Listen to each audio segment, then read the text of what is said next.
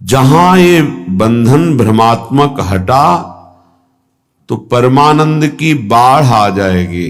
आप भावना भी नहीं कर सकते, संसारिक शब्दों में कल्पना भी नहीं कर सकते कि परमानंद सुख कैसा होता है, क्योंकि जितनी भी रची हुई सृष्टि वो ब्रह्मा के द्वारा रची हुई है। ब्रह्मा के द्वारा रची हुई संपूर्ण सृष्टि त्रिगुणात्मिका माया है। यहां परमानंद की कहीं कोई अनुभूति की बात ही नहीं है। जब तक विषयानंद का त्याग नहीं होगा तब तक परमानंद की अनुभूति नहीं होगी। जब तक ज्ञान नहीं होगा तब तक विषयानंद का त्याग नहीं होगा, या प्रेम नहीं होगा तब तक विषयानंद का त्याग नहीं होगा। बड़ा कठिन है मन और इंद्रियों को प्रभु में लगाना। बातें बना लेना, प्रवचन कर लेना, प्रवचन सुन लेना, वाहवाही इकट्ठा कर लेना, खूब धन एकत्रित कर लेना, खूब नाना प्रकार के भोगों को भोगना, ये कोई खास बात नहीं है। ये स्वाप्निक है, ये एक अच्छा स्वप्न है, लेकिन जब जगेंगे तो खाली हाथ होंगे। स्वप्न का कोई भी वैभव, भोग, सामग्री, परिवार जागृत होने पर कुछ नहीं होता, कुछ नहीं, 100% झूठा। ऐसे ही ये जो ब्रह्मा के द्वारा रचा हुआ संपूर्ण संसार है, जब आप भगवदानंद का जरा भी अनुभव करेंगे तो जेहि जाने जग जाए हेराई, जागे जथा स्वप्न भ्रम जाई। जिस परमात्म तत्व को जान लेने के बाद संसार ऐसे गायब हो जाता है जैसे स्वप्न में नाना प्रकार के पदार्थ, अनुकूल प्रतिकूल, व्यक्ति अनुकूल प्रतिकूल देखा, पर जब जगे तो कुछ नहीं था। उमा कहूं मैं अनुभव अपना, सत हरि भजन जगत सब सपना।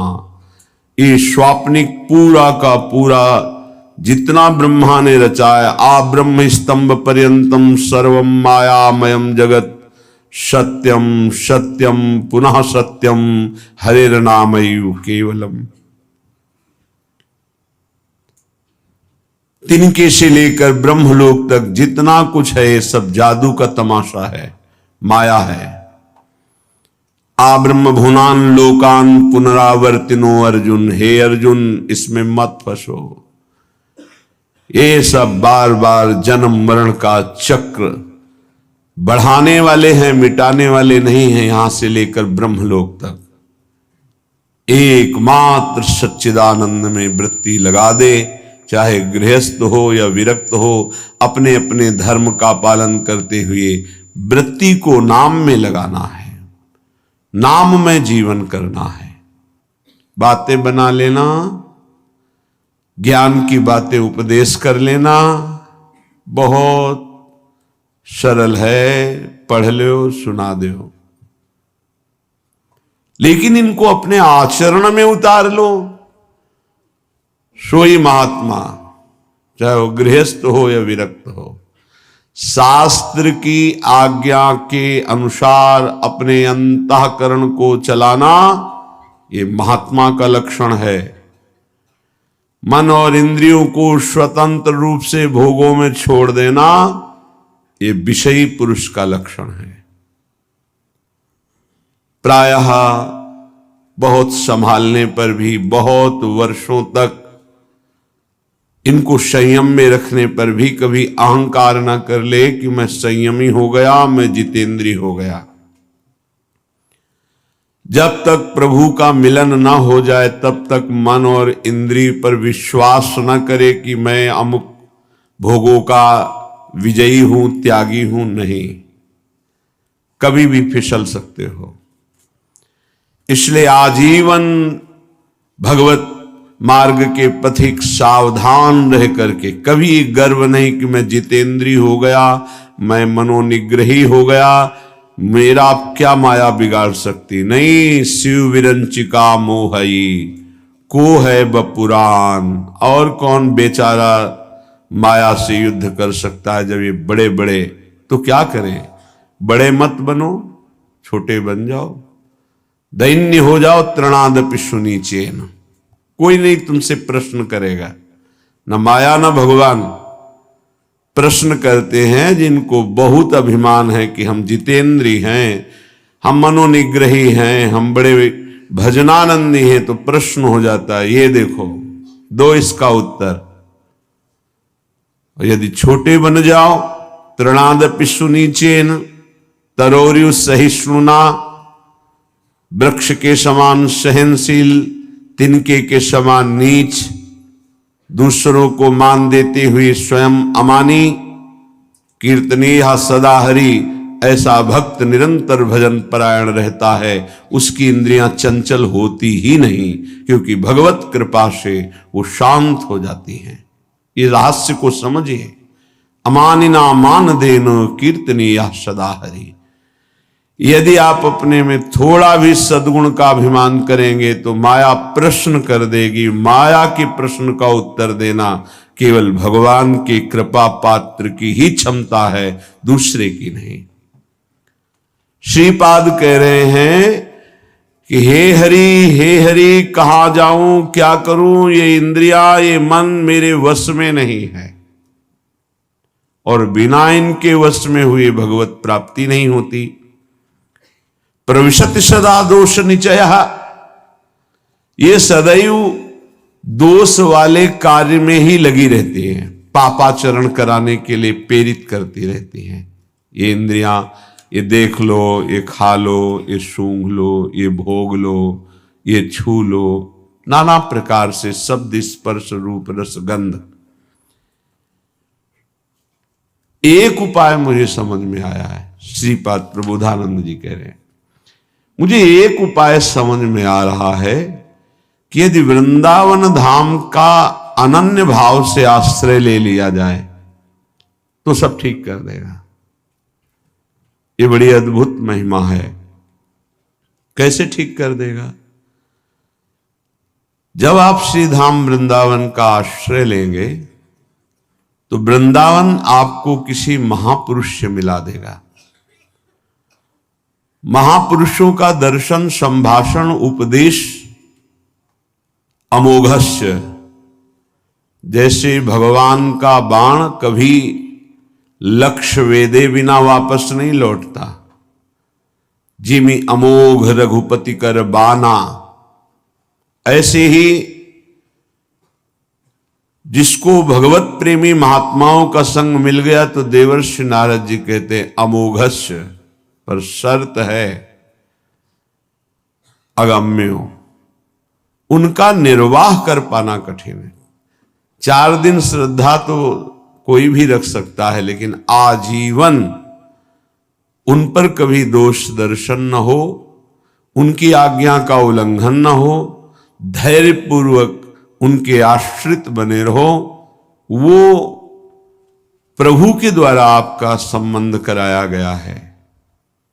जो हम किसी महापुरुष से मिलते हैं ये हमारे सुकृत नहीं है, ये हरि कृपा है। जो प्रभु मोहि अनुग्रह कीन्हा, तो तुम आई दर्श हठ दीन्हा। भगवत अनुग्रह से भगवत प्रेमी महात्माओं का संग मिलता है। भगवत प्रेमी महात्माओं के संग से हमारे दुष्संग का नाश हो जाता है। सर्वसंगोपहो हिमाम, जो संत संग है वो समस्त संगों से आपको अलग करके एकमात्र श्री भगवान में आसक्ति प्रदान कर देगा। इसीलिए श्रीपाद कह रहे हैं आप श्रीधाम वृंदावन का अनन्य आश्रय ले लो। वास सब कोई नहीं कर पाएगा। यहां का वास करना वही फल जो वास करने से मिलता है आश्रय से मिल जाएगा। आश्रय ले लो तो आपको पता नहीं कौन महापुरुष है। संत महापुरुषों की पहचान केवल भगवान जानते हैं या उसी कोटि का महापुरुष हो तो जानते हैं, अन्यथा नहीं। तो श्रीधाम वृंदावन महापुरुषों की खेती है। जैसे गन्ने की खेती एक से एक गन्ना। ऐसे ही खेती है, प्रेम खेत इसे कहा गया है। अद्भुत खेत महामनमथ को, महामनमथ महाप्रेम को कहते हैं। काम भी मन को मथता है, इसलिए उसे भी मनमथ कहा गया है। और प्रेम भी मन को मथ करके, निर्विकार करके प्रियालाल में कर देता है, इसलिए इसको भी मनमथ कहा गया है। प्रियालाल की लीला गायन में जहां मनमथ शब्द आवे, काम शब्द आवे, तो उसका अर्थ सीधा प्रेम होता है। और संसार के संबंधों में अगर प्रेम भी शब्द कहा जाता है तो काम ही है। देह भाव को लेकर जो भी राग होता है उसे चाहे प्रेम कहो, आसक्ति कहो, काम कहो, मोह कहो, वह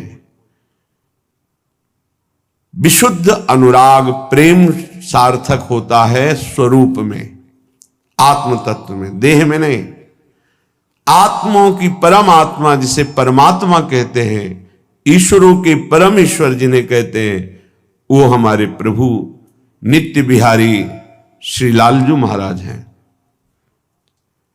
उपासक को जब साधु संग मिले तो समझ ले हमारे इस संसार चक्र का अंतिम जन्म है। इसीलिए भगवान ने कृपा करके हमें साधु समागम दिया है।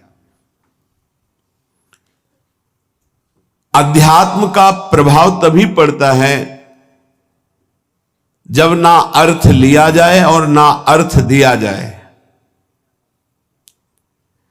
अर्थ लेने की भावना से अध्यात्म का उपदेश देने पर रंग नहीं चढ़ेगा, और अर्थ दे करके अब अध्यात्म सुनने से अर्थ की प्रधानता होने के कारण, रजोगुणी वृत्ति होने के कारण, दैन्यता ना होने के कारण वो उपदेश को ग्रहण नहीं कर पाएगा। जिसके हृदय में केवल भगवत प्राप्ति लक्ष्य है, केवल भगवदानंद लक्ष्य है, उसी लक्ष्य को रख करके चर्चा की जाए। और केवल भगवत कृपा है इसलिए मुझे साधु संग मिला, सुनने को मिला, ये भाव रखा जाए तो कथन और श्रवण से निश्चित भगवत प्राप्ति का मार्ग प्रकाशित हो जाएगा। जब तक भगवदानंद के सिवा और कोई आकांक्षा अंदर रखी जाती है तो उसे कपट कहते हैं। यदि कपट रख करके अध्यात्म की चर्चा की जाए तो उसका कोई प्रभाव न कथन करने वाले पे पड़ता है, न श्रवण करने वाले पे पड़ता है। चौथी भगति मम गुणगन करई कपट तजी गान। ये जो भगवत चर्चा है, स्वांता सुखाय तुलसी रघुनाथ गाथा, ये आत्म सुख के लिए गान की जा रही है।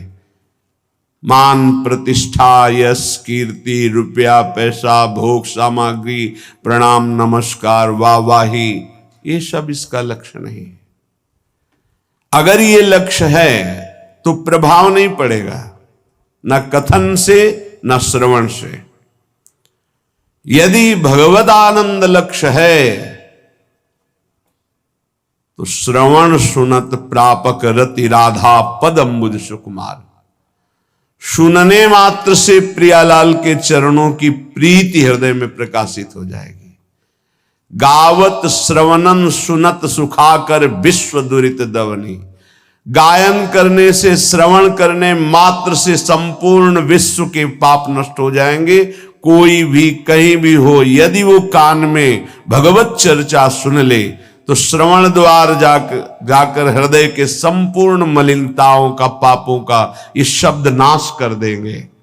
क्योंकि निष्काम निर्विकार चिदानंद भाव की प्राप्ति के लिए लक्ष्य करके जब चर्चा होती है तो उसमें अद्भुत सामर्थ्य होती है। इसीलिए श्रीपाद कह रहे हैं आप वृंदावन आ जाओ, एक दिन के लिए आ जाओ, इस रज में बैठकर चर्चा सुनो, तुम्हारे हृदय में निश्चित कोई न कोई शब्द अपना अधिकार कर लेगा। और एक शब्द पकड़ लिए पूरे सत्संग में तो आपके जीवन का परिवर्तन हो जाएगा पक्का।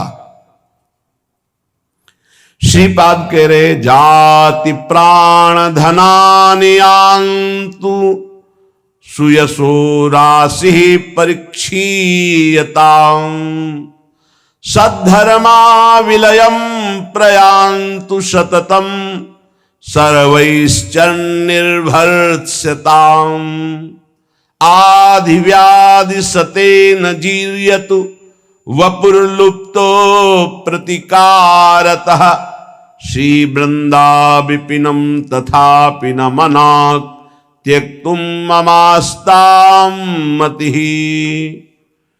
न तुम्हारी जाति काम में आएगी, न तुम्हारे प्राण किसी काम के रहेंगे, न तुम्हारा धन तुम्हारे साथ जाएगा, न तुम्हारा परिवार, सब यही छूट जाएगा।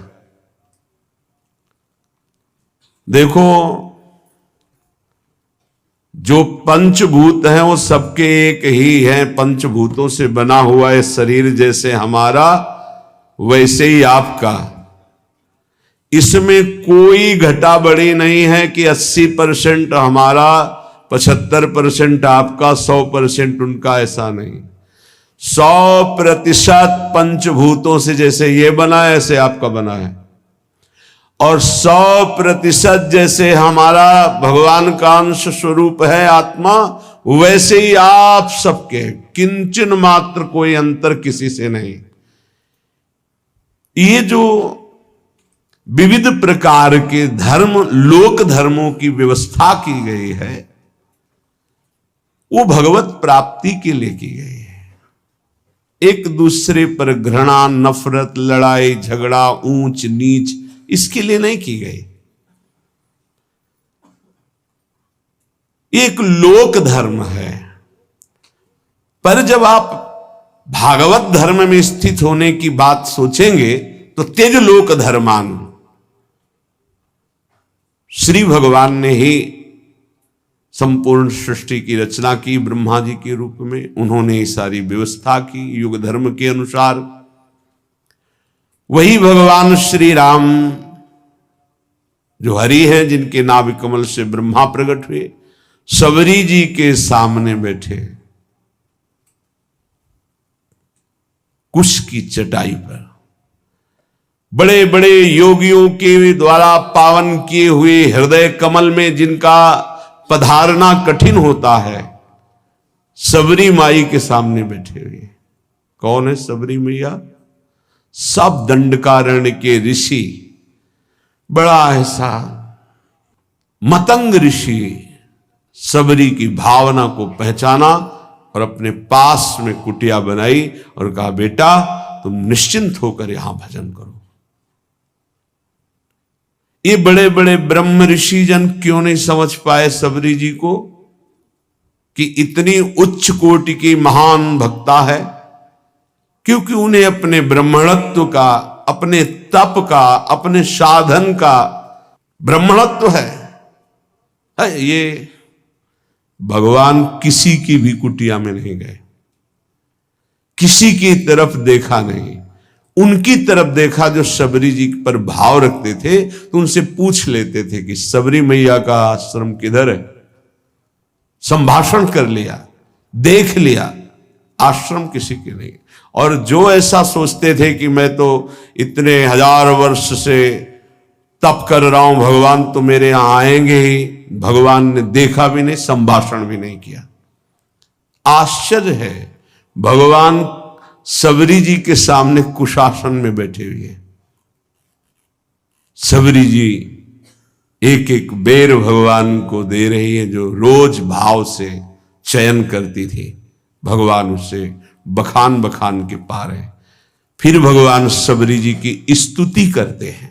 जो नवधा भक्ति है वो उपदेश नहीं, क्योंकि भगवान के सामने ही प्रेमाग्नि में शरीर को भस्म करके वो भगवत धाम जा रहे, तो उपदेश दिया जाता है जो आचरण करे। सबरी जी में तो संपूर्ण प्रेम लक्षणा भक्ति का प्रादुर्भाव हो चुका है, जो नवधा भक्ति के बाद होती है।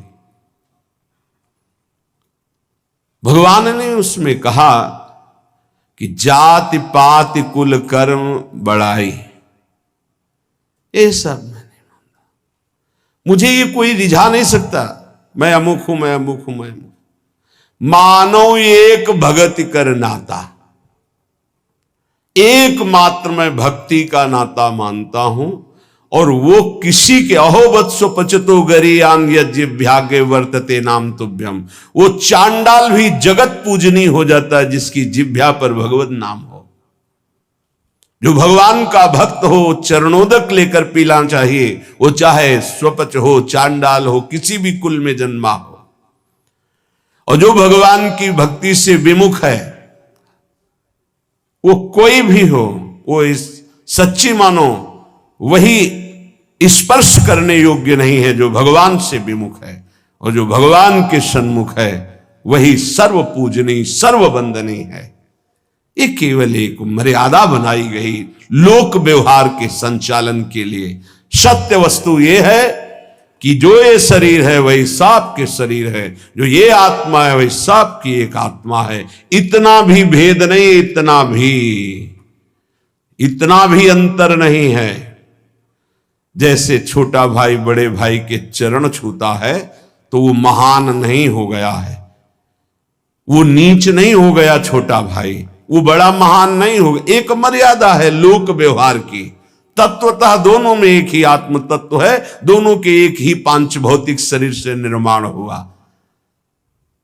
ये जो जाति है, जो शरीर है, जो प्राण है, जो धन है, जो परिवार का संबंध है, ये केवल लोकवत है।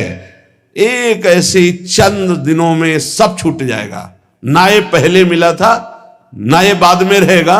ये बीच में कुछ समय के लिए, जिसे तुम बहुत लंबा समय समझते हो, 70 वर्ष 80 वर्ष, ये कुछ नहीं है। विचार करके देख लीजिएगा। श्रीपाद कह रहे ये सब नष्ट हो जाएगा, छूट जाएगा। जिसलिए आए हो खास बात उसको तुम भूल गए हो। तुम परम धर्म की प्राप्ति के लिए आए हो। सावई पुंसो परो धर्मो ये तो भक्ति अधोक्षजे। भगवान श्री कृष्ण चंद्रजू के चरणारविंद की प्रेम लक्षणा भक्ति नहीं मिली, जीवन का कोई लाभ आपने प्राप्त नहीं किया। यदि आपको भगवत नाम जप, भगवत लीला गुणानुवाद, भगवत धाम आश्रयवास, भगवत प्रेमी महात्माओं का संग मिल गया तो अब आपके कल्याण में, परम पद की प्राप्ति में कोई संशय नहीं है। हां, थोड़ा धैर्य धारण कीजिए। यदि आपका कोई निरंतर तिरस्कार करे तो भी भजन को छोड़ना मत और भजन को खर्चा मत होने देना। श्रीपाद कह रहे हैं प्रयांतु सततम सर्वैश्च निर्भरताम। तुम्हारी निंदा करे, तुम्हारा अपमान करे, नाराज मत होना, नहीं तुम्हारा भजन खर्चा हो जाएगा।